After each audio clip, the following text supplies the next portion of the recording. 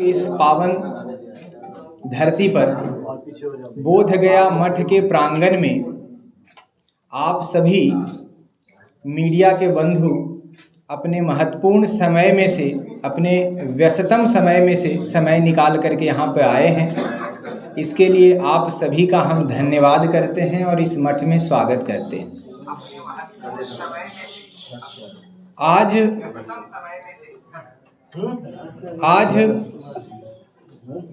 इस press conference की मैं शुरुआत करूं, उसके पहले कुछ विषयों को मैं स्पष्ट कर देना चाहता हूं।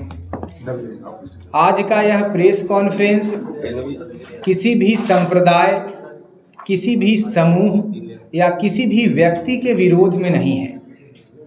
भगवान बुद्ध की इस पवित्र धरती और भगवान बुद्ध का जो सिद्धांत है, जो पूरे भारतवर्ष के लिए गौरव का विषय है, तो कुछ तथाकथित व्यक्तियों के द्वारा भगवान बुद्ध और बोध गया को वैश्विक स्तर पर इसकी छवि को जो धूमिल करने का प्रयास किया जा रहा है, और वह प्रयास झूठ तथ्यों के आधार पर समाज को भ्रम में रख करके जो किया जा रहा है, तो आज का यह प्रेस कॉन्फ्रेंस वास्तविक तथ्यों से समाज को परिचित करवाने के उद्देश्य से है। जैसा कि हम सभी जानते हैं, इस भारत भूमि में रहने वाला कोई भी हिंदू के लिए भगवान बुद्ध, भगवान विष्णु और भगवान शिव के ही समान हैं।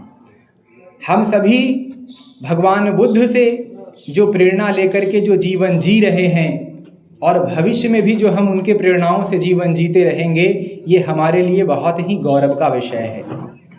बोध गया मठ या बोध गया का स्थानीय हिंदू समाज, जो लोग आंदोलन कर रहे हैं गलत तथ्यों के आधार पर, उन लोगों को हम इस प्रेस कॉन्फ्रेंस के माध्यम से आप लोगों को जरूर मैं बोलता हुआ दिख रहा हूं, किंतु ये जो हमारी वाणी है वो हमारी व्यक्तिगत वाणी नहीं है। हमारा हिंदू समाज, हिंदू संगठन और बोध गया और गया के स्थानीय लोगों की भावनाएं मैं अपने शब्दों के माध्यम से व्यक्त कर रहा हूं। जब से यह आंदोलन मीडिया में, सोशल मीडिया में चलाया जा रहा है और आए दिन हिंदू देवी देवताओं को या भगवान बुद्ध को, बोध गया को या बोध गया मठ को, छवि को जो धूमिल करने का प्रयास किया जा रहा है, इससे खिन्न होकर के, इससे अप्रसन्न होकर के, इन समस्याओं की गंभीरता को समझते हुए जब हिंदू समाज ने यह तय किया कि हमें इसका जवाब देने की आवश्यकता है, समाज को वास्तविकता से परिचित करवाने की आवश्यकता है, तो हम सभी जो यहाँ पे प्रबुद्ध जन बैठे हुए हैं, यहाँ निर्णय पे पहुँचे। हमारे बीच जो है विष्णु पथ प्रबंधकारिणी समिति के अध्यक्ष और सदस्य हैं, होटल एसोसिएशन के अध्यक्ष और सदस्य हैं, टूर एंड ट्रेवल्स के हैं, और जितने भी सामाजिक संगठन है जो बोध गया में भगवान बुद्ध और आने वाले श्रद्धालुओं पर जिनका व्यवसाय निर्भर है, उनकी भी जो कुछ समस्याएं हैं और चिंताएं हैं, वो सारे के सारे लोग इसमें जो है वो सम्मिलित हैं। बोध गया में जो यह सामाजिक विद्वेष का माहौल बनाया जा रहा है, तो हम सभी जानते हैं कि जिस प्रकार से आज भारतवर्ष पूरी दुनिया में एक शक्ति के केंद्र के रूप में जो है उभर रहा है, इस भारत की एकता और आपसी भाईचारा को आज जिस प्रकार से हम लोग पूरे भारतवासी ने इतने बड़े महाकुंभ का सफलतापूर्वक आयोजन किया है, और उस महाकुंभ में प्रत्येक जो है संप्रदाय, प्रत्येक जाति विशेष, पूरे भारतवर्ष जिस प्रकार से एक होकर के कार्यक्रम को सफल किया है, पूरी दुनिया में भारत की आपसी एकता और अखंडता के लिए एक उदाहरण का विषय है। और इस एकता और अखंडता को, आपसी भाईचारा को तोड़ने के दृष्टिकोण से, राजनीतिक लाभ उठाने के दृष्टिकोण से जो लोग विषय रख रहे हैं, उनको जो है हम लोग जो है मिल करके, मीडिया बंधु से भी हमारा आग्रह है कि वास्तविक तथ्य से परिचित करवाएं। अब मैं मुख्य विषय पे आना चाहूँगा कि जो विषय महाबोधि मंदिर के संबंध में, बोध गया मठ के संबंध में ये कहा जा रहा है, तो जैसा कि हम सभी जानते हैं और हमारे यहाँ ऐतिहासिक प्रमाण के हिसाब से भी हम जानते हैं कि भगवान बुद्ध को ज्ञान जो है इस पवित्र भूमि में ज्ञान की प्राप्ति हुई। भगवान बुद्ध का जन्म जो है नेपाल जो है हिमालय की तराई में हुआ, और इस भूमि की ही जो है वो प्रताप रहा होगा। इस भूमि में पूर्व में भी तपस्वियों का जो है तप रहा होगा कि भगवान बुद्ध यहाँ पर जो है इस धरती का चयन तपश्चर्या करने के लिए उन्होंने किया, और यहाँ आकर के उनको ज्ञान की प्राप्ति हुई। ज्ञान के प्राप्ति के पश्चात जो है जिस प्रकार से महाबोधि महाविहार आज है, सम्राट अशोक के द्वारा जब महाबोधि महाविहार का निर्माण करवाया गया, उसके पश्चात समय समय पर भिन्न भिन्न राजाओं के द्वारा, भिन्न भिन्न समाज सेवियों के द्वारा उस मंदिर के विकास में महत्वपूर्ण भूमिका रही है। चाहे वो शुंग वंश रहे, चाहे वो पाल वंश रहे, सभी वंश के लोग समान रूप से हिंदू और बौद्ध के समान रूप से पोषक रहे हैं। उन पोषक शासकों के द्वारा महाबोधि मंदिर के विकास में महत्वपूर्ण भूमिका निभाया गया है, और महाबोधि मंदिर में भूमिका निभाने वाले शासकों की भी यही जो है इच्छाएं रही थी कि किस प्रकार से हमारा भारतीय समाज एक हो करके रहे, किस प्रकार से भगवान बुद्ध ने जो है हिंसा का मार्ग बतलाया है, जिस प्रकार से प्रेम और भाईचारे का मार्ग बतलाया है, उस मार्ग पर हम किस प्रकार से चल सके। तो प्रत्येक शासकों ने इसी प्रकार से प्रयास किया। समय के साथ में जब 12वीं शताब्दी में जो है मुसलमान आक्रांताओं के द्वारा जब नालंदा विश्वविद्यालय और महाविहार को जब नष्ट कर दिया गया है, मंदिरों को नष्ट कर दिया गया है, जब यहाँ से हमारे प्रिय जो है वो भिक्षुगण और उपासकगण जो है वो कहीं दूसरे जगह निवास करने लगे हैं, उस विकट परिस्थिति में अगर महाबोधि महाविहार को संरक्षण का विषय आया तो यहाँ के महंत जी और यहाँ के हिंदू समाज ने जो है वो बीड़ा उठाया। महाबोधि मंदिर के 12वीं शताब्दी के बाद में, जैसा कि आप सभी प्रबुद्ध जन जानते हैं कि इतिहास में भी महाबोधि मंदिर के बारे में या यहाँ के इतिहास के बारे में 12वीं शताब्दी से लेकर के 15वीं 16वीं शताब्दी तक हम लोगों को कुछ नहीं मिलता है। लेकिन भारतीय यहाँ के स्थानीय और हिंदू जनमानस की अवधारणाओं के अनुसार और हमारी भावनाओं के अनुसार यह बोध गया मठ भगवान आदि गुरु शंकराचार्य के द्वारा 8वीं सदी का ये जो है स्थापित मठ है। और इस मठ के को जब महाबोधि मंदिर के जो है वो संरक्षण और जो है व्यवस्था का जिम्मा जब वहाँ के उपासक और भिक्षु कहीं अन्यत्र जा कर के रहने लगे, तो भगवान बुद्ध को जो है हम सदैव से जो है भगवान विष्णु के 9वें अवतार के रूप में पूजा करते रहे हैं। वो हमारे लिए सदैव आदरणीय रहे हैं और कोई अंतर ही हिंदू समाज नहीं करता है। तो मठ ने महाबोधि मंदिर के संरक्षण का जो है वो जिम्मा उठाया। आप अगर देखेंगे तो अंग्रेजों के भी दस्तावेज में जब उनका शासन यहाँ हो गया तो उनके दस्तावेज के अनुसार भी महाबोधि मंदिर बोधगया मठ के नियंत्रण में रहा। बोधगया मठ के नियंत्रण में तो महाबोधि मंदिर कब से रहा है, इसका जो है ये ऐतिहासिक प्रमाण जो है हिंदू अवधारणाओं के हिसाब से 10वीं 11वीं शताब्दी से ही महंत जी जो है उसका संरक्षण और संवर्धन करते रहे। लेकिन अंग्रेजी दस्तावेज में जो हम लोगों को प्रमाण प्राप्त होता है वो प्रमाण जो है वो 1726 में शाह आलम द्वितीय ने महंत जी को जमींदारी के रूप में 3-4 गांव दिया है। उसी जमींदारी में बोधगया महाबोधि मंदिर भी स्थित रहा। उस प्रकार से महंत जी के पास में महाबोधि मंदिर का अधिकार आया। अपितु अधिकार से भी पहले जो है महाबोधि मंदिर का संरक्षण और संवर्धन महंत जी के द्वारा किया जाता रहा है। चूँकि हम जो है भगवान बुद्ध को अपना आराध्य मानते हैं, भगवान बुद्ध के बताए वचनों पर हम लोग चलने वाले लोग हैं। उसके बाद जब पलासी के युद्ध के बाद में जो है बिहार, बंगाल और उड़ीसा पर जब अंग्रेजों का जो है वो कब्जा हो गया है और औपचारिक रूप से ज़मीनों के रेवेन्यू रिकॉर्ड जब तैयार किया जाने लगा है, तो 1811 में यहाँ एक सर्वेयर आए हैं जिनका नाम बुकानन हैमिल्टन है। उनके डायरी में और उनके गजेटियर में भी अगर आप अध्ययन करेंगे तो आप पाएंगे कि 1811 में उन्होंने गया में, चाहे वो विष्णुपद मंदिर हो या कोई भी महत्वपूर्ण मंदिर हो, चाहे वो महाबोधि महाविहार हो या स्थानीय राजे राजवाड़े हों, उनके विषय में विस्तृत रिपोर्ट जो है वो बुकानन के जो है सर्वे में है। और 1811 में प्रकाशित वह बुकानन रिपोर्ट के हिसाब से भी महाबोधि महाविहार में पूजा पाठ और उनका देखभाल बोधगया महंत जी के द्वारा किया जाता है। सदैव से किया जाता रहा। संरक्षण और जो है व्यवस्था ऐसा ही चलता रहा और सदैव जो है बोधगया के महंत जी मंदिर का विकास कैसे हो, मंदिर अपने पुराने अवस्था में कैसे आए, जो मुस्लिम आक्रांताओं के द्वारा मंदिर को जो नुकसान पहुंचाया गया था उस नुकसान से अलग होकर के मंदिर का स्वरूप जो है कैसे अच्छा हो, इसके लिए सदैव बोधगया महंत जी चिंतित रहते थे। इसी चिंता का ध्यान में रखते हुए जब वर्मा के राजा यहाँ पर आए और उन्होंने कहा कि महंत जी इस मंदिर के निर्माण में मैं भी अपनी भूमिका निभाना चाहता हूँ, और उन्होंने अपने आध्यात्मिक और धार्मिक उद्देश्यों को पूरा करने के लिए दान स्वरूप में जब मंदिर के निर्माण का प्रस्ताव महंत जी, तत्कालीन महंत हेमनारायण गिरी जी के पास में रखा, तो महंत जी ने, चूंकि जो महंत जी भगवान बुद्ध के मंदिर के विकास के लिए हमेशा चिंतित रहते थे, उन्होंने बहुत ही हर्ष के साथ में जो है बर्मा के राजा के जो है इस प्रस्ताव का स्वीकार किया।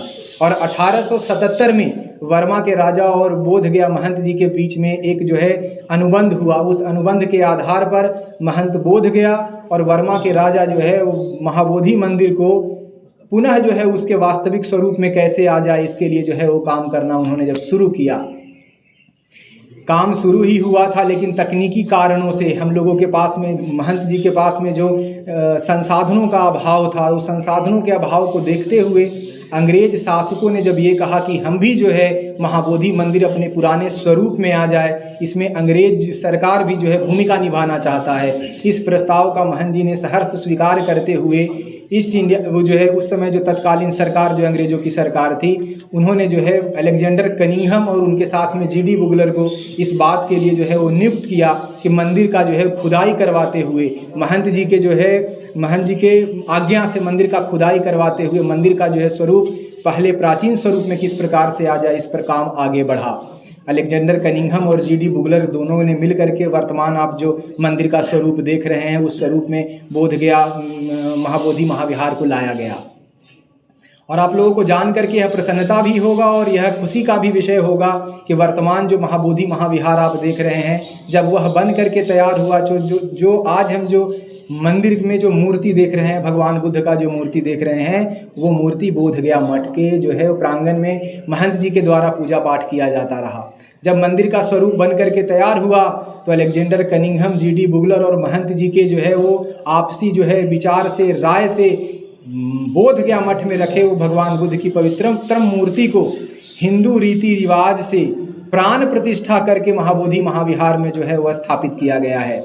और जो भी बात मैं यह बोल रहा हूँ, ये अलेक्जेंडर कनिंघम और जीडी बुगलर के द्वारा जो है रिपोर्टेड जो है डॉक्यूमेंट के आधार पे कर रहा हूँ। मैं यह जो सारी बातें कह रहा हूँ वो अलेक्जेंडर कनिंघम के सहयोगी जीडी बुगलर ने अपने 10 पन्नों के रिपोर्ट में इन सब बातों को कोट किया है, जो सरकार के जो है वो रिकॉर्ड आर्काइव में भी है। ये जो विवाद, जो वर्तमान हम विवाद देख रहे हैं, हिंदू और बौद्ध का ये विवाद है। यद्यपि जो है हिंदू और बौद्ध कोई अलग अलग नहीं है, एक ही घर के जो है एक ही परिवार के सदस्य हैं और हम लोग आदिकाल से एक रहते हुए ही सारा काम करते आए हैं। वर्तमान जो आप ये विवाद देख रहे हैं, उस विवाद की शुरुआत श्रीलंका के एक भंते अनागारिक धर्मपाल जी के द्वारा मंदिर में मूर्ति रखने के प्रयास से शुरू होता है। जब अनागारिक धर्मपाल जी यहाँ आते हैं और मंदिर में जो अपने मूर्ति को स्थापित करके अपने कृति के लिए, अपने उद्देश्यों की पूर्ति के लिए जब महाबोधि महाविहार में महंत जी और अंग्रेजों की अनुमति के बगैर जब मूर्ति की स्थापना करना चाहते हैं, तो महंत जी और अनागारिक धर्मपाल जी का विरोध होता है। मैं यहाँ पर यह बात स्पष्ट करना चाहूँगा कि महाबोधि महाविहार में पूजा को लेकर के कभी भी किसी प्रकार का विरोध नहीं रहा है। पूरी दुनिया से कोने कोने से आने वाले भगवान बुद्ध के श्रद्धालुओं को मंदिर में पूजा करने का अधिकार सदैव था। इतना ही नहीं, ये हिंदुओं को और बोधगया मठ के सन्यासी के रूप में मुझे कहते हुए भी यह बात के लिए गौरव का अनुभव हो रहा है कि उस समय भी, तत्कालीन समय में जितने भी लोग भगवान बुद्ध की उपासना के लिए बोधगया आते थे, उन सभी की व्यवस्था और रहने की व्यवस्था, खाने की व्यवस्था बोधगया के तत्कालीन महंत जी के द्वारा किया जाता था। इसके लिए बोधगया मठ में जो है अतिथिशाला का निर्माण किया गया था। उनको अपने परिवार के रूप में यहाँ रखा जाता था। तो जब मूर्ति रखने के विवाद को लेकर के शुरू हुआ है, वहाँ कोई विवाद जो है हिंदू और बौद्ध का शुरू नहीं हुआ था। मैं ये बहुत स्पष्ट कहना चाहूँगा कि अनागारिक धर्मपाल जी और बोधगया मठ का जो विवाद था वो एक मूर्ति की स्थापना के उद्देश्य से था। जब महंत जी की अनुमति के बगैर वहाँ मूर्ति की स्थापना जब उन्होंने करने का प्रयास किया, तो इस प्रयास को लेकर के अनागारिक धर्मपाल जी और बोधगया मठ के बीच में कानूनन विवाद हुआ, जिस कानूनन विवाद का निपटारा माननीय हाई कोर्ट कोलकाता ने 1895 में किया।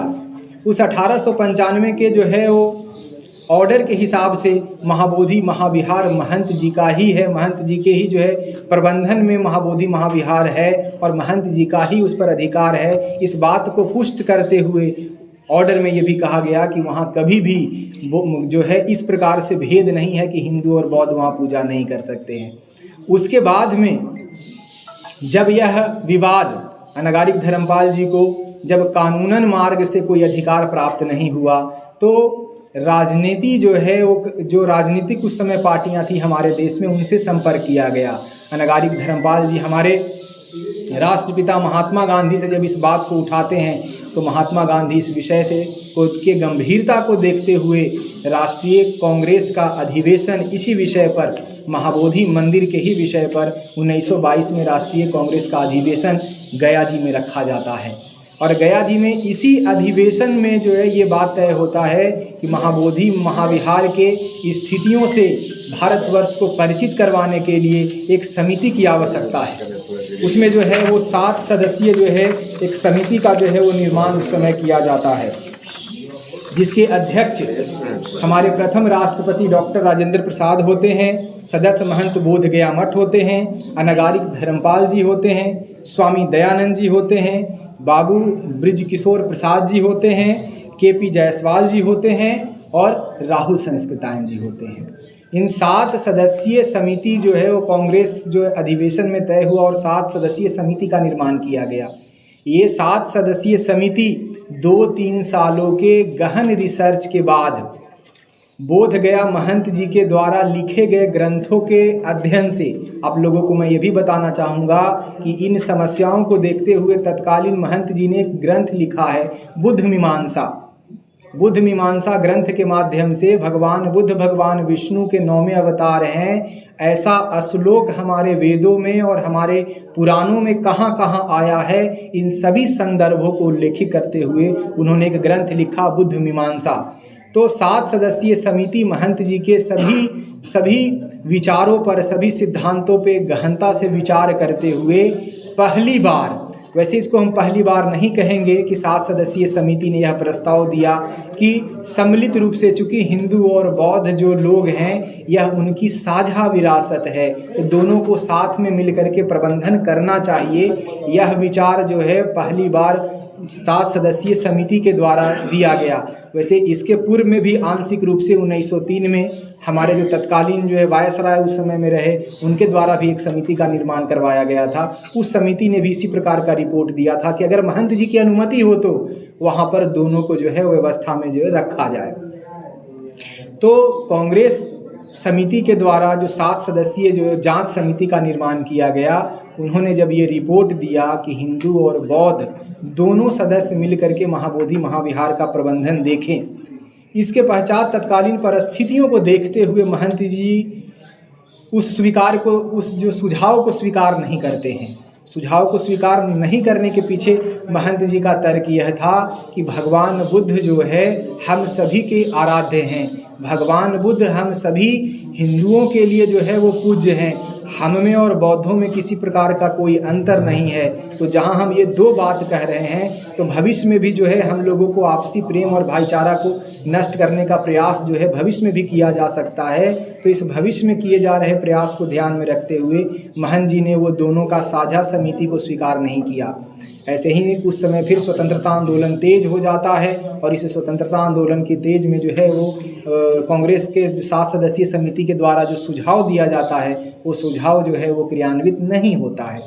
आज़ादी के पश्चात जब प्रथम जो हमारे प्रधानमंत्री नेहरू जी और राष्ट्रपति डॉक्टर राजेंद्र प्रसाद जी के पुनः जो है प्रयास से BTMC एक्ट का निर्माण होता है।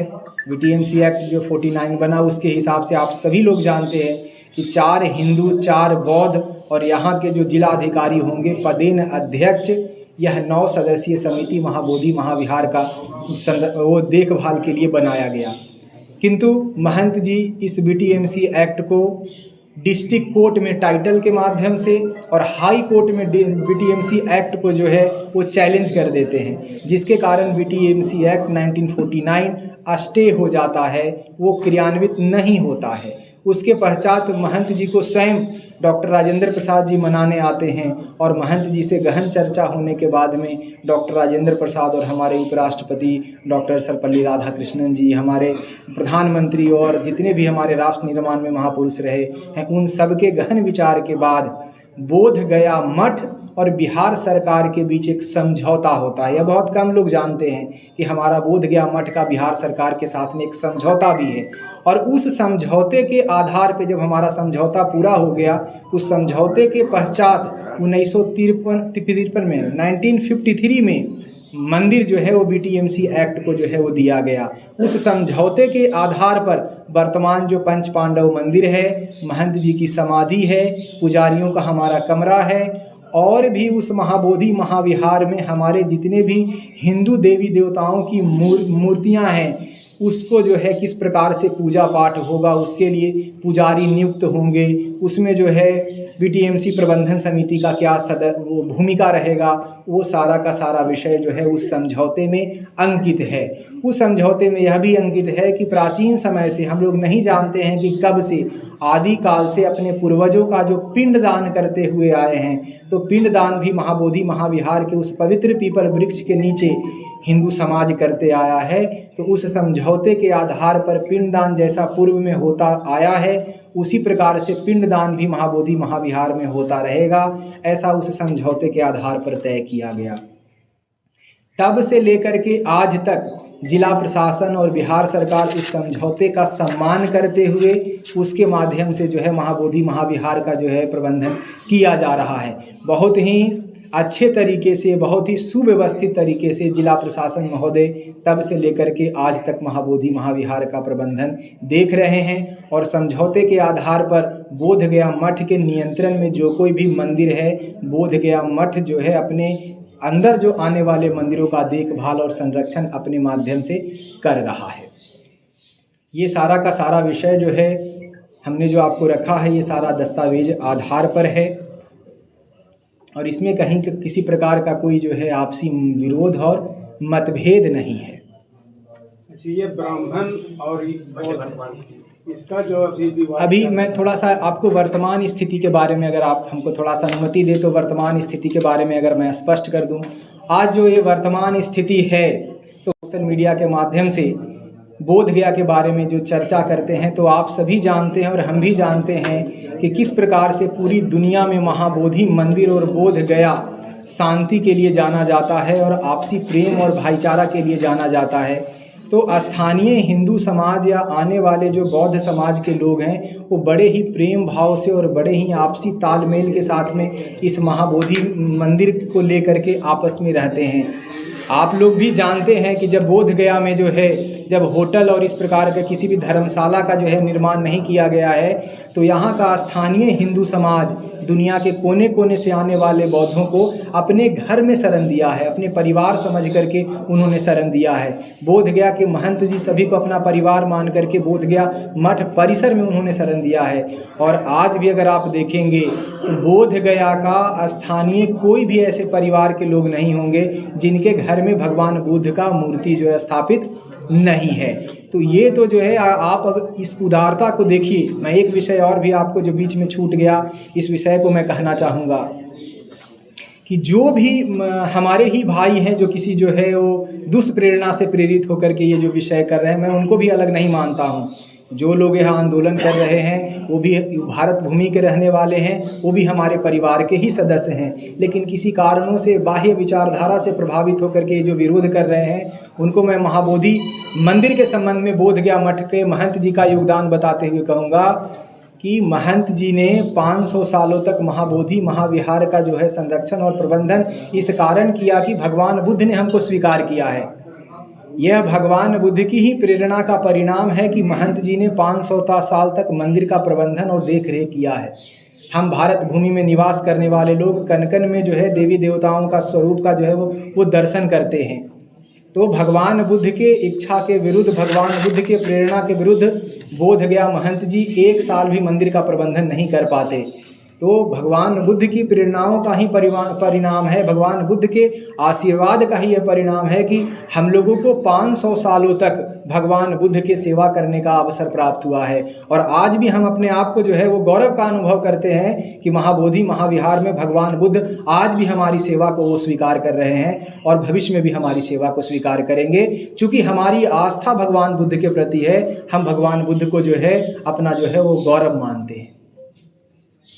जैसे उन लोगों का मांग है कि बीटीएमसी में हिंदू ही क्यों रहेगा, सिर्फ उसी को क्यों नहीं सौंपा जाए। ये आपने बहुत ही सुंदर जो है विषय उठाया है कि महाबोधि महाविहार में हिंदू ही क्यों रहे। मैं अगर यह विषय उठाऊं कि महाबोधि महाविहार में बौद्ध ही क्यों रहेंगे तो ये बहुत ही असहज स्थिति हो जाएगी। हमारे यहाँ समाज में किसी भी प्रकार का कोई विभाजन नहीं है। जो ये विषय उठा रहे हैं तो ये प्रश्न सही ये होगा कि महाबोधि महाविहार में उसी का अधिकार होना चाहिए जो भगवान बुद्ध को आराध्य मानते हैं, उनका अधिकार नहीं होना चाहिए जो भगवान बुद्ध का आराध्य नहीं मानते हैं। तो मैं आपसे यह प्रश्न करना चाहूँगा कि क्या कोई ऐसा सदस्य है जो भगवान बुद्ध को अपना आराध्य नहीं मानता हो। वर्तमान में महाबोधि महाविहार के समिति में जितने भी सदस्य हैं वो भगवान बुद्ध को मानने वाले हैं, भगवान बुद्ध के आदर्शों पे चलने वाले हैं। तो जो ये बात कह रहे हैं हिंदू और बौद्धों में विभाजन जो कर रहे हैं, तो भविष्य में तो ये भी कहने लगेंगे कि भाई उसमें महायान शाखा के लोग न रहें, हीनयान शाखा के लोग न रहें, वज्रयान शाखा के लोग नहीं रहे। आप सभी जानते हैं कि भगवान बुद्ध के जो है विचारों को भी जो है बहुत संप्रदायों में विभक्त है। कोई जो बौद्ध संप्रदाय है भगवान बुद्ध को जो है महान गुरु के रूप में मानता है, कोई संप्रदाय भगवान बुद्ध को अवतार के रूप में मानता है, कोई संप्रदाय भगवान बुद्ध को जो है वो पुनर्जन्म में विश्वास करने वाला मानता है। तो जिस प्रकार से भिन्न भिन्न अवधारणाओं जो है उनके विचारों को लेकर के है, उसी प्रकार से जो है हिंदू समाज भी जो है भगवान बुद्ध को भगवान विष्णु के अवतार के रूप में मानता है। तो इसमें किसी भी प्रकार का कोई विरोध नहीं है। महंत जी, ये जानना चाहूँगा जो विरोध कर रहे हैं उनकी शक्ति क्या है। मेरा जानने का मतलब है कि वो उनका स्तर क्या है, वो क्या नहीं, कोई इंटरनेशनल नेशनल या स्थानीय है, किस संगठन, क्या उन संगठन का वैल्यू क्या है, ताल्लुक किससे रखते। देखिए, जहाँ तक अगर आप शक्ति की बात करते हैं तो बोध गया में एक ही शक्ति है, वो भगवान बुद्ध की शक्ति है। और भगवान बुद्ध की शक्ति सदैव अपने मानने वाले श्रद्धालुओं के साथ में है। और जहाँ तक बात आप ये कह रहे हैं कि क्या कोई बाहरी लोगों का इसमें हाथ है क्या, तो ये बात तो स्पष्ट है कि जिस प्रकार से वर्तमान भारतवर्ष एक होकर के दुनिया में अपना अमिट छाप छोड़ रहा है, तो बाहर की शक्तियां जो हमें जाति में विभाजित करना चाहते हैं, भारतवर्ष को तोड़ना चाहते हैं, तो ये निसंदेह उन लोगों के ही प्रेरणा से प्रेरित होकर के हमारे बीच के ही जो है कोई भाई बंधु गलत दिशा में भ्रमित होकर के इस प्रकार का बात उठा रहे हैं। सर, मैं ये जानना चाह रहा था, जैसे कोई भी संगठन है तो एक राष्ट्रीय स्तर का संगठन होता है जिसका बोलना काम करना वो वैल्यू रखता है। ये जो विरोध कर रहे हैं, क्या किस स्तर के हैं वो, हम उसके लिए बोलने चलें, हम उसकी चिंता करें, एक सामान्य तुच्छ की चिंता करें, ये तो नहीं। अगर वो है कोई उस तरह का संगठन है तो ये बात आपकी सारी वाजिब है कि हाँ भाई अब हमको लगता है। नहीं, ये विषय जो आप कह रहे हैं, मुझे नहीं पता कि संगठन है या उनका संगठन नहीं है। सोशल मीडिया के माध्यम से जो गलत बातें प्रचारित की जा रही है, उस गलत बात प्रचारित से जो हमारा समाज भ्रमित हो रहा है, तो उस भ्रम की स्थिति को दूर करने के लिए आज का ये प्रेस कॉन्फ्रेंस रखा गया है। मुझे नहीं पता है, मैं आपके माध्यम से ही उन लोगों को भी यह विषय कहना चाहूँगा कि अगर किसी प्रकार की समस्या है तो बौद्ध धर्म में बहुत बड़े बड़े गुरु हैं, हमारे पूजनीय दलाई लामा जी हैं, हमारे कर्मापा जी हैं, या बौद्ध धर्म को मानने वाले जितने भी धर्म के गुरु लोग आते हैं, उनको अपने गुरु के पास जाना चाहिए और अगर कोई विषय है तो उनको रखना चाहिए ताकि वो जो है वो समाधान कर सके। महंत जी, उनका आरोप है कि बीटी एक्ट 1949 बना था और 50वें भारतीय संविधान लागू हुआ। तो भारतीय संविधान लागू हुआ तो उससे पहले के जितने नियम कायदे कानून है वो इसमें खत्म हो जाते हैं, और अभी तक 49 जो एक्ट है वो चल रहा है, उसको भी लेकर उन्होंने सवाल उठाए। देखिए, अगर एक्ट के बाद में भी अगर आप देखेंगे, जो अगर मान लिया जाए कि यह जो है लीगल अगर उनका कोई विषय है, तो लीगल जो हमारे एक्सपर्ट हैं तो उनसे ये ओपिनियन लिया जा सकता है कि इसमें लीगल क्या प्रावधान है, और ये सरकार का विषय है। बात ये है कि उस प्रबंधन समिति के रहने से हम लोगों के आपसी भाईचारा और आपसी प्रेम में किसी भी प्रकार का कोई विरोधाभास नहीं है। अगर इसके लीगल अथॉरिटी के बारे में अगर आप चर्चा करना चाहते हैं तो जो लीगल जानने वाले लोग हैं उससे जो है वो सलाह लिया जा सकता है। आज 43वां दिन उनको बैठे हुए हो गया है और जैसा कि आपने अभी अपने वक्तव्य में बताया कि सैकड़ों सालों से महंत जी इसको संभालते आप हैं। उनके पद से आए हैं तो क्या आपस में वार्ता हुई है आप लोगों की? उन लोगों ने कोई पहल की है वार्ता करने की? नहीं, देखिए जो लोग आए हैं अगर वास्तविक में वो समाधान या भगवान बुद्ध के विचारों से अगर प्रेरित होकर के बोध गया आते तो आप जैसा कह रहे हैं वैसा ही वो मार्ग अपनाते। उनका उद्देश्य ही जो है वो समाज को भ्रमित करके हिंदू समाज को जातियों में विभाजित करना है। अगर वो वास्तविक में समाज को लेकर के भारतवर्ष को लेकर के इतने अगर जागरूक नागरिक रहते तो इस प्रकार का सोशल मीडिया में जो है भ्रम फैलाने के स्थान पर वो जो आधिकारिक व्यक्ति रहते उनके पास में जा कर के वो चर्चा करते। हमारे भारतवर्ष में हम लोग गुरुओं की धरती से आते हैं, हमारे यहाँ गुरु परंपरा होती है। हमारे यहाँ कोई समस्या होता है तो हम अपने गुरु और बड़े बुजुर्गों के पास जा कर के उसका समाधान का मार्ग ढूंढते हैं। हम समाधान का मार्ग जो है वो गलत बातें प्रचारित करके नहीं करते हैं। तो इसमें जो है यही विषय है। स्वामी जी एक क्वेश्चन, जिस तरह से उनका डिमांड हो रहा है, अगर बिहार सरकार मान भी लेती है तो मठ का या सनातन धर्म के लोगों का क्या रूप होगा?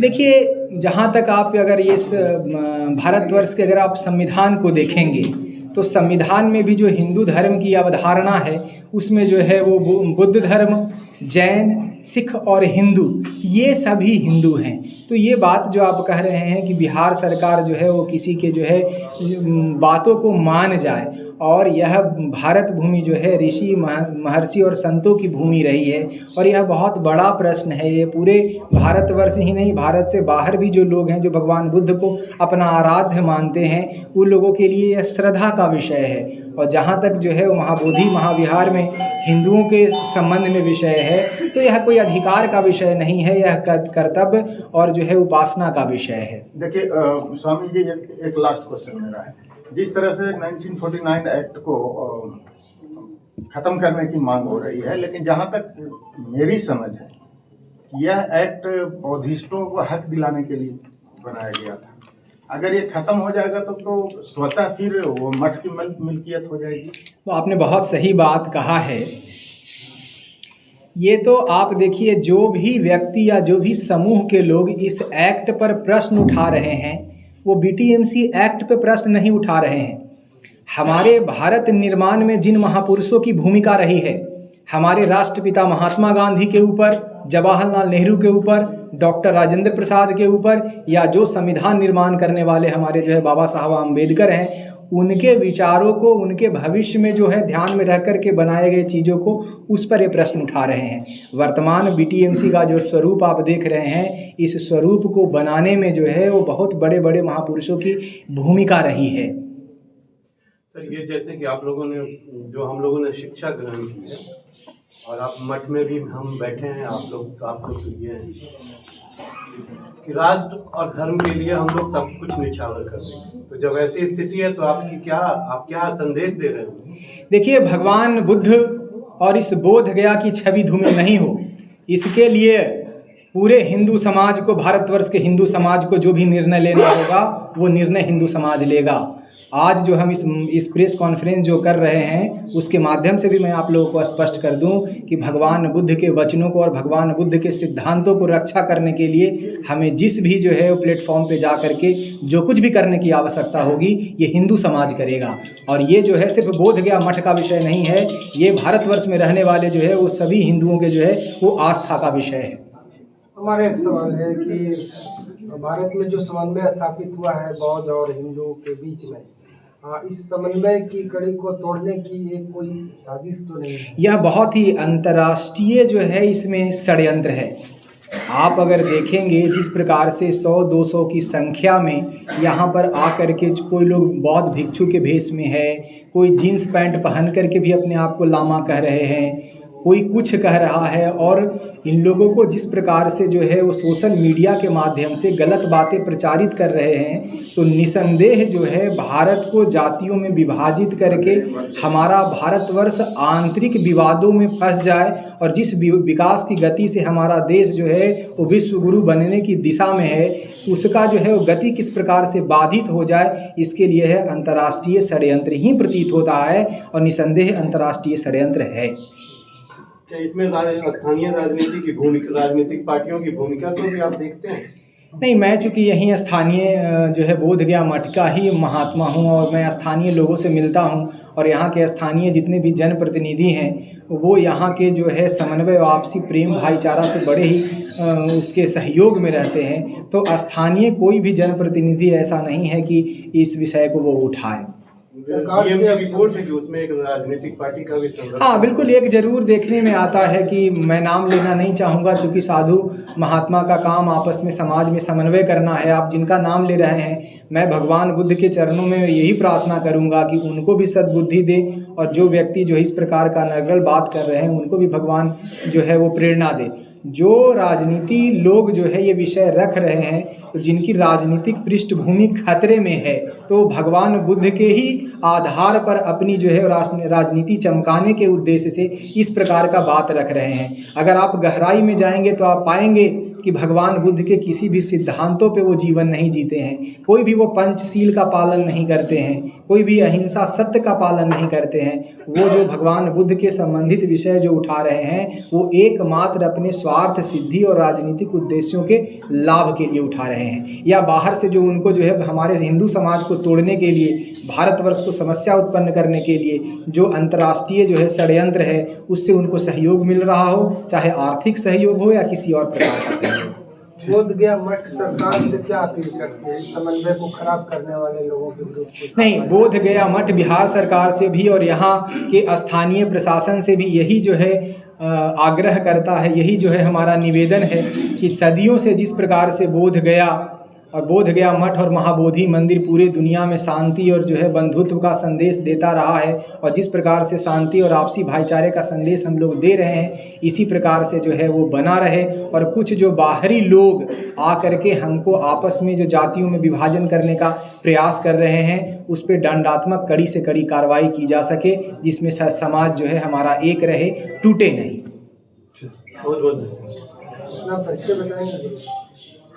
स्वामी जी जो अभी धारणा पर बैठे हुए हैं महाबोधि महाविहार के, आपकी कॉन्फ्रेंस की जा रही है, समाप्त कैसे होगा, इस पर थोड़ा तो विशेष संदेश। देखिए यह भारतवर्ष में जिन लोगों की भी अपनी अपनी इच्छाएं और कामनाएं हैं वो अपना निजी विषय है। इस विषय पे मैं आपको ये भी कहना चाहूँगा, मैं एक विषय और आप लोगों को बहुत महत्वपूर्ण विषय है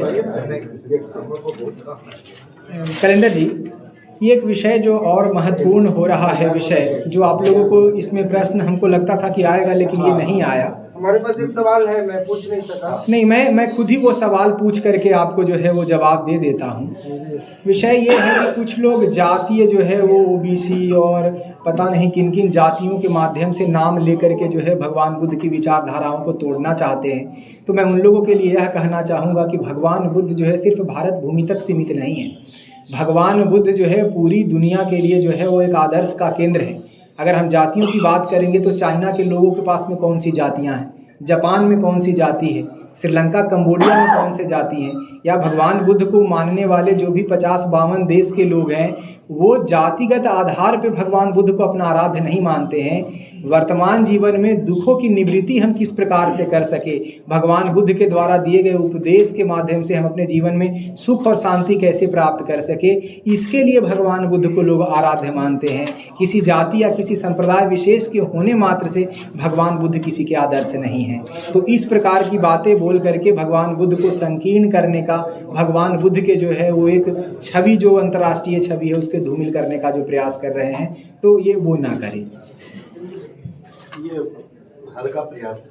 हाँ, ये जो है कुछ आपका पिनरगल विषय मीडिया के माध्यम से समाज में प्रचारित किया जा रहा है, तो इसके लिए मैं जिला प्रशासन और बिहार सरकार से जो है ये वो जो है विनम्र जो है निवेदन करना चाहूँगा कि इस प्रकार के किए जा रहे प्रयासों को रोकें। अन्यथा जिस प्रकार से उन लोगों के द्वारा हिंदू जो है देवी देवताओं का अपमान किया जा रहा है, तो पूरे भारत में हिंदू जो है अपनी भावनाओं को व्यक्त करने के लिए जो है वो फिर प्रतिबद्ध हो जाएगा और उनका विरोध होगा। तो साजिशकर्ताओं का मंसूबा तो मिल रही है। साजिशकर्ता लोग जो है वो समाज में जो है उपद्रव ही करना चाहते हैं, तो इस विषय में समस्या का समाधान हमारे जिला प्रशासन के लोग ही कर सकते हैं। गुरु जी, राम मंदिर में भी बहुत पुजारियों की मांग की जा रही है, उस पर आपकी क्या है? तो राम मंदिर में तो जो है वो भगवान बुद्ध हैं ही। अगर आप जो है भगवान बुद्ध सिर्फ राम मंदिर में नहीं हैं, भारतवर्ष में जितने भी मंदिर जो 10 अवतार के मंदिर हैं, उस अवतार में 9वें अवतार के रूप में भगवान बुद्ध की प्रतिमा भारतवर्ष के प्रत्येक मंदिर में है। आप वर्तमान में जो राम मंदिर का भी निर्माण हुआ है, तो राम मंदिर में भगवान राम के विग्रह को देखेंगे तो आप पाएंगे कि भगवान बुद्ध उस विग्रह में भी हैं। और जो ये बात कह रहे हैं कि जो है बौद्ध पुजारियों की आवश्यकता जो है वहाँ है, तो भगवान राम को जो आराध्य मानते हैं उनके लिए तो राम मंदिर के दरवाजे सदैव खुला हैं। और जो भी भगवान राम को अपना आराध्य मानते हैं, जिस प्रकार से हम लोग भगवान विष्णु को अपना आराध्य मान रहे हैं, उनके लिए ये मार्ग जो बात कह रहे हैं वो भी उनके लिए सदैव खुला है। भारतवर्ष में निवास करने वाला कोई भी हिंदू यह नहीं कह सकता है कि किसी मंदिरों में जो है वो बौद्ध पुजारी नहीं आ सकते हैं या बौद्ध श्रद्धालु नहीं आ सकते हैं। मैं तो आपके मीडिया के माध्यम से ये उन लोगों को जो है वो ये कहना चाहूँगा कि जो है अगर आप जो है आपकी आस्था है तो आप आइए, बोध गया मठ में भी जो मैं आपको सदस्य के रूप में नामित कर दूँ। अगर ये बौद्ध लोग ये कहते हैं चूँकि आप हमारे भाई हैं, आप हमारे परिवार के सदस्य हैं, मैं आपको अपने से भिन्न देखता ही नहीं हूँ, अगर आपकी यही इच्छा है कि मैं सदस्य बनने से आपको संतुष्टि होगा, तो मैं आपको आमंत्रण करना चाहूँगा कि आप बोध गया में आए। जिस प्रकार से हम भगवान बुद्ध, भगवान विष्णु और भगवान शिव को अपना आराध्य मानते हैं, आप भी आइए और बोध गया मठ में आपको भी हम सदस्य के रूप में आते हैं। और अगर आप साधु बनने के लिए तैयार हो जाएंगे तो हम आपको महंत भी बना देंगे। एक सवाल है, विष्णुपद मंदिर में बोर्ड लगा हुआ है, इसमें गैर हिंदू का प्रवेश वर्जित। वो देखिए वो क्या उस मंदिर में बौद्धों के प्रवेश पर भी रोक लगी रहती है? नहीं, बौद्ध लोग जाते हैं। कि साबित होता है कि बौद्धों को हिंदू की श्रेणी में शामिल किया गया। बिल्कुल। अंत में इन लोग आंदोलनकारियों को क्या संदेश देना चाहेंगे? अंत में आंदोलनकारियों को आप लोगों के माध्यम से मैं यही सुझाव देना चाहूँगा कि आप सभी हमारे परिवार के सदस्य हैं। किसी बाहरी विचारधारा या बाहरी लोगों के जो है सहयोग से या आप लोगों को जो भ्रम में डाला गया है और आप यह जो कार्य कर रहे हैं, तो ये कार्य न करें। बोध गया मंदिर को और बोध गया को किस प्रकार से हम विकसित कर सकते हैं, किस प्रकार से इसको और बृहद स्वरूप दे सकते हैं, तो हम लोग आपस में मिल कर के इस प्रकार का जो है वो कार्यक्रम करें।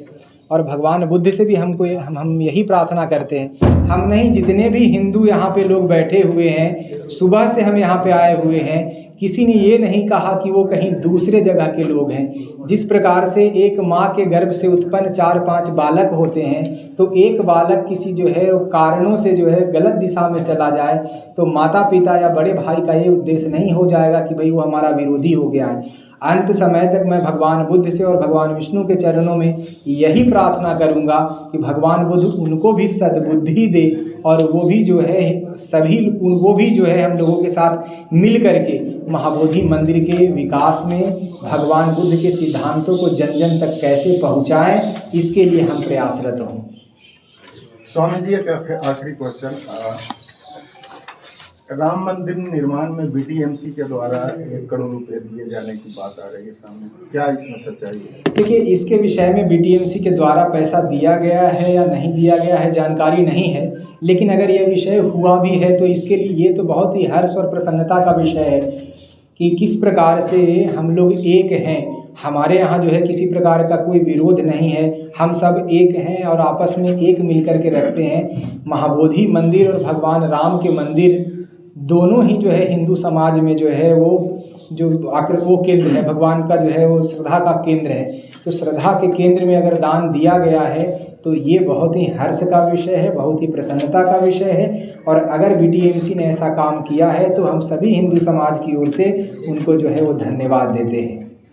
एक सवाल आया है कि जिन्हें आप 5 पांडव कहते हैं मंदिर में, उनका वास्तविक स्वरूप क्या भगवान बुद्ध के रूप में दृष्टिगोचर होते हैं, क्या मामला है? देखिए, पिछले 500 सालों से ज्ञात इतिहास हम लोगों को जब से हुआ है तो पिछले 500 सालों से उस मंदिर को पंच पांडव के रूप में हिंदू समाज पूजते आया है। आप सभी जानते हैं कि हिंदू समाज कण कण में देवी देवताओं के स्वरूप का दर्शन करता है। हमारे यहाँ प्रकृति पूजा से लेकर के जो है हम लोग जो है पत्थर पूजा करने वाले लोग हैं। तो वो मंदिर जो है वो उस मंदिर में पंच पांडव आकर के अपने पितरों का जो है उन्होंने पिंडदान किया है। और वो मंदिर का स्वरूप जैसा कि आप कह रहे हैं, इस बात की हमें जानकारी नहीं है। हम लोग जो पूजा करते हैं तो पंच पांडव के रूप में ही पूजा करते हैं। किंतु अगर कोई भी बौद्ध भाई जो हमारे अपने हैं, अगर उनको लगता है कि वो भगवान बुद्ध के स्वरूप में उनको दिखते हैं, तो अगर वो बुद्ध के स्वरूप में भी पंच पांडव की पूजा करेंगे तो बोध गया मठ को या हिंदू समाज को इसमें कोई आपत्ति नहीं होगा। पंच देवता है या पंच पांडव? वो पंच पांडव है। पंच पांडव का स्वरूप किस आधार पे, किस शास्त्र, किस ये के तहत दिया जाता है? देखिए, पंच पांडव कहने का आप देखिएगा, अगर मूर्ति विज्ञान को अगर आप अध्ययन करते हो तो चूंकि यह बहुत ही विस्तृत विषय है मूर्ति विज्ञान का, और इसके विषय में हमारा कोई बहुत ठोस अध्ययन नहीं है। मैं बस आपको यही कह रहा हूँ कि 500 सालों से हिंदू समाज पंच पांडव के रूप में उस मंदिर में पूजा करता आया है। और जो भी बौद्ध भाई या जो लोग हैं उनको अगर पंच पांडव में भगवान बुद्ध की प्रतिमा का दर्शन होता है तो भगवान बुद्ध के रूप में अगर उस प्रतिमा की पूजा भी करते हैं या लोग करते भी हैं तो उसमें हिंदू समाज को या बोध गया मठ को किसी प्रकार का कोई आपत्ति नहीं है। ये तो अगर आप देखेंगे तो ये तो बहुत ही समन्वय का जो है वो एक मंदिर है। पूरे विश्व में बोध गया महाबोधि मंदिर जो है वह एक इकलौता उदाहरण है जहाँ आपस में इतने भिन्न भिन्न देवी देवताओं की मूर्ति स्थापित होने के बावजूद प्रत्येक धर्म संप्रदाय के लोग वहाँ जाकर के किस आपसी भाईचारे के साथ में रहते हैं और पूजा पाठ करते हैं। तो ये तो दुनिया को जो है वो सीखने लायक जो है वो विषय है। ये हमारे लिए गौरव का विषय है। यही तो बाहरी षड्यंत्रकारी शक्तियों को पच नहीं रहा है कि किस प्रकार से हम एक हैं। इस मामले में उनका कहना है कि जिस समय पांच पांडव की स्थापना की गई या प्रचलित किया गया उस समय बौद्धों की संख्या बहुत कम थी। 1956 में जब डॉक्टर अम्बेडकर ने बौद्ध धर्म ग्रहण किया उसके बाद जब बौद्धों की संख्या बढ़ी तो उन्होंने इसके बारे में चर्चाएं की और ये पता चला कि पांडव नहीं बुद्ध है।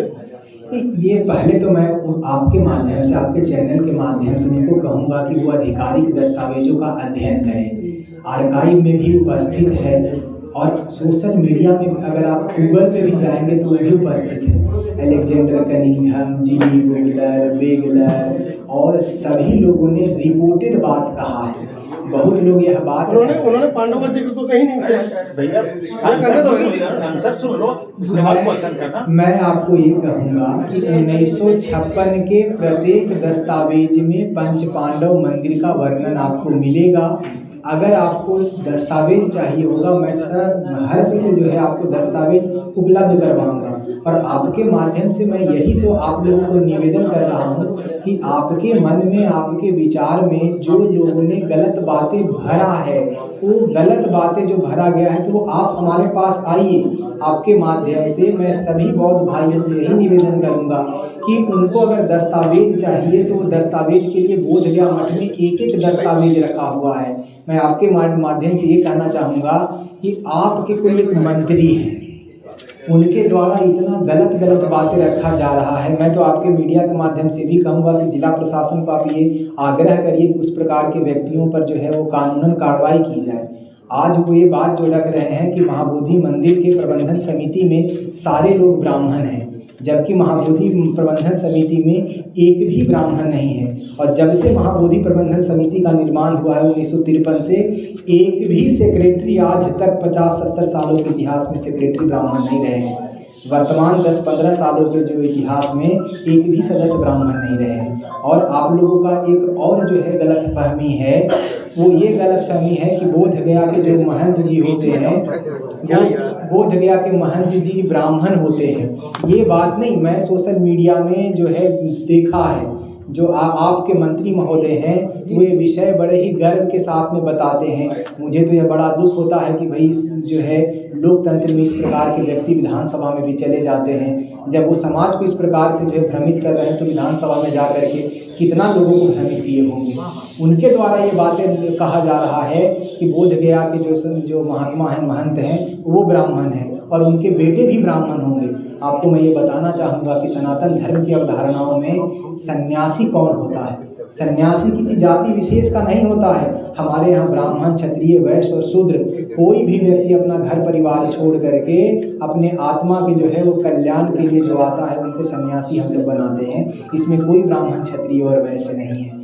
तो वो जो गलत बातें प्रचारित कर रहे हैं, ये देखिए ये बहुत महत्वपूर्ण है। आप लोग डीएम साहब से और यहाँ जो भी प्रशासनिक अधिकारी हैं उन लोगों पर ये बात बताइए, भाई इसका जो है वो दुष्परिणाम हो सकता है। गुरुजी, उनका आरोप है कि पिछले 4-5 वर्षों से गणेश जी और लक्ष्मी जी की मूर्ति आप लोगों द्वारा स्थापित कर दिया गया मंदिर में, मंदिर को हड़पने के लिए। देखिए हम फिर हाथ जोड़ करके निवेदन करेंगे कि अगर उनके पास में कोई दस्तावेज नहीं है तो वो दस्तावेज हमसे आकर के ले लें। ये जो है बहुत हास्यास्पद विषय है। ये सारा का सारा डॉक्यूमेंटेड जो है कई 100 सालों से वहाँ पे रखा गया है।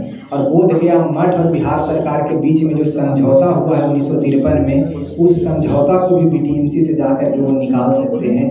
किस किस देवी देवताओं की मूर्ति कहाँ कहाँ है, उससे 1 इंच भी जो है वो मठ के द्वारा और हिंदू समाज के द्वारा इधर उधर नहीं। स्वामी जी, एक सवाल आया है कि जिस प्रकार से बीटीएमसी एक्ट में संशोधन कर गैर हिंदू को भी अध्यक्ष रहने की स्वीकृति प्रदान की गई बिहार सरकार द्वारा, क्या इसी क्रम में सभी बौद्ध सदस्य में संशोधन होने में आपको आपत्ति है?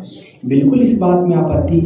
ये आप जो समझ रहे हैं कि हमारी कोई व्यक्तिगत जो है ये वाणी नहीं है।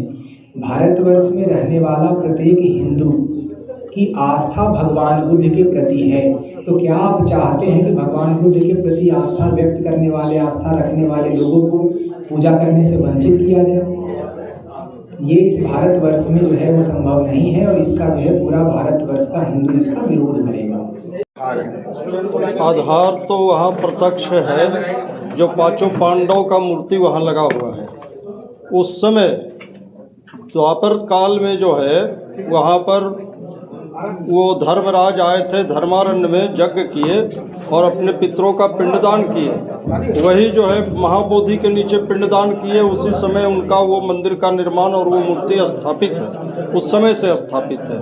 तो ये तो वहाँ जो भी व्यवस्था है आज से नहीं, सनातन काल से वहाँ पर पिंडदान होते आया है, जिसका कुछ विद्वान लोगों ने उल्लेख भी किया है पुस्तकों में। और आज उस विषय को अगर कोई लोग उठाते हैं तो उसके पीछे, जैसे हमारे महंत जी ने कहा, कोई षड्यंत्र इसके पीछे है हमारे हिंदू सनातन को तोड़ने का। जो बौद्ध सनातन में बौद्ध, जैन और सिख और जो है हिंदू हम सब एक हैं, उसको तोड़ने का षड्यंत्र है।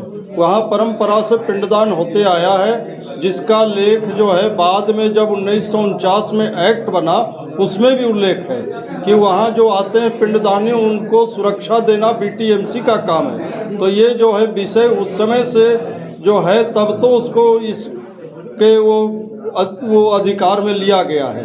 तो इस विषय पर कोई भी नया विवाद खड़ा करना हम तो चाहेंगे कि ऐसे कुछ भी लोग अगर हैं जिनका छोटी मानसिकता है वो ऐसा न करें।